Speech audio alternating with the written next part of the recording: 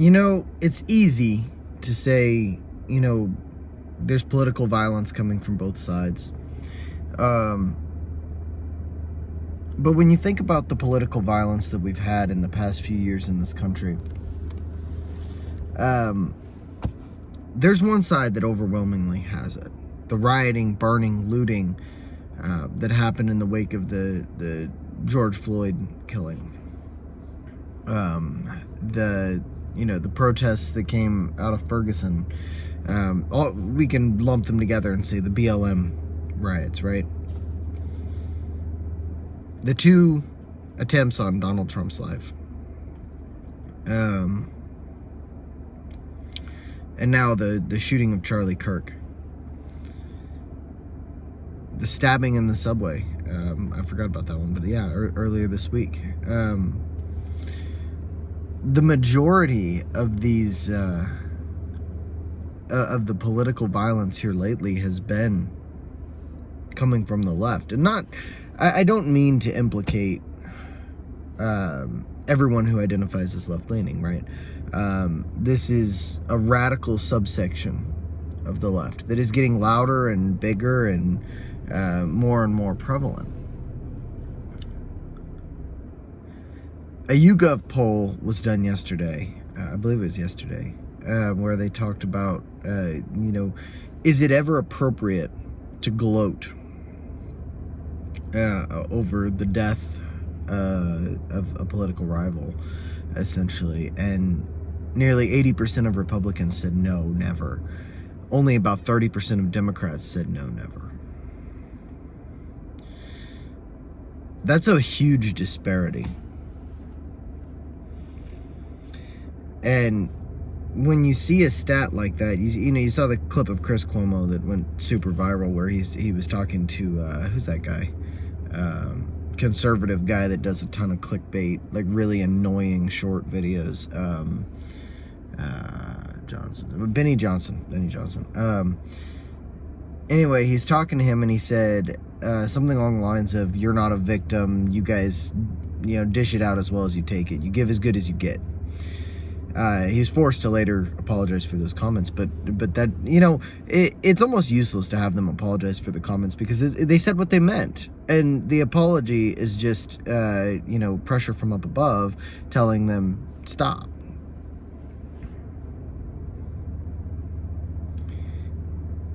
The political violence in this country is heavily weighted in one direction right now.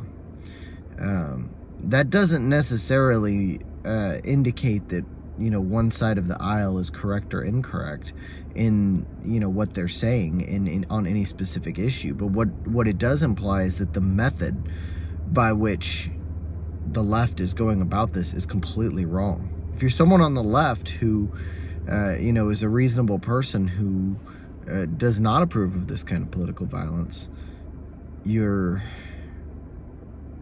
as it would appear, in the minority. Of course, there's other confounding variables to a study like that, who actually answers the survey and all of that sort of thing.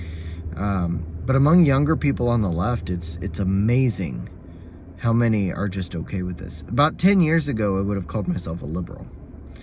My views on things have not really changed. Everyone who comments on what my position is calls me a conservative. The Overton window is shifted. So far, I don't think there's any coming back from this. Everything like every assassination attempt, every murder, every piece of political violence, the riots, the burning, the looting, and now this assassination are pushing it farther and farther from any kind of peaceful discourse or peaceful conclusion. I don't think we can say that both sides are equally guilty in of political violence anymore. I don't think it's equal. I think that on the left, the characterization of their political opponents as evil and bigots and racists and Nazis has overshadowed this idea that, discourse must be had. they don't want to talk to conservatives anymore. If you look at the high-profile shows, I know that Tim Pool has been saying this for a long time, and you can't get liberals to debate conservatives, which, again, like 10 years ago, I would have been excited to see Sargon of Akkad debate a conservative. Now he's been characterized as a conservative when he calls himself a classical English liberal. Now, to be fair, he has moved to the right on his positions. He definitely has. But there's some like, the T.J. Kirk, the amazing atheist. I would love to see him, I don't know about now. He's moved to the left as well. Not as much, but he has. I would have loved to see him. In fact, I did love seeing him debate conservatives because it was in good faith. But it doesn't happen anymore. I know Vosh debated, it was Charlie Kirk, wasn't it? On Tim Pool's show a couple years ago. It wasn't a very productive conversation. It was enlightening to a lot of people on both sides who were never out of their echo chambers, and they were finally allowed to hear the viewpoints of the others unfiltered. But it wasn't productive. I don't think either one of them budged even a little bit. But thinking about people that are raised one way or another in social media, following a liberal or conservative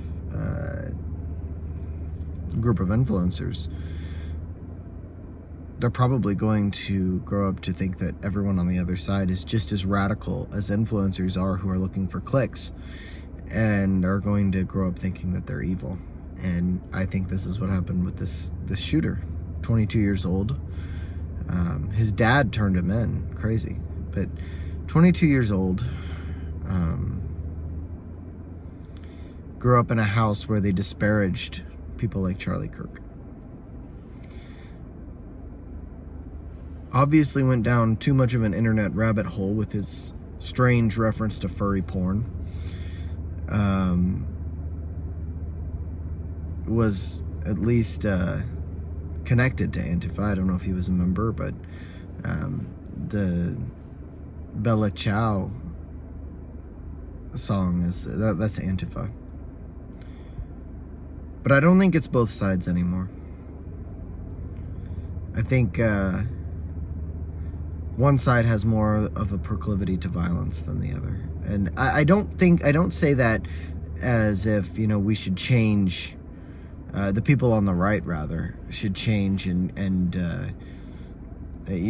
implement more violence against the left. That's not what I'm saying. What I'm saying is, the people on the left need to realize, when you call someone Nazi and Hitler and fascist and white supremacist and all of these things, you are inciting violence, I think. And that discourse has to change. It has to be idea versus idea, and abandoning all the extras. This has sobered me a lot. It's made me think a lot about where things are. But here's another group of my thoughts for you, I guess. That's about it.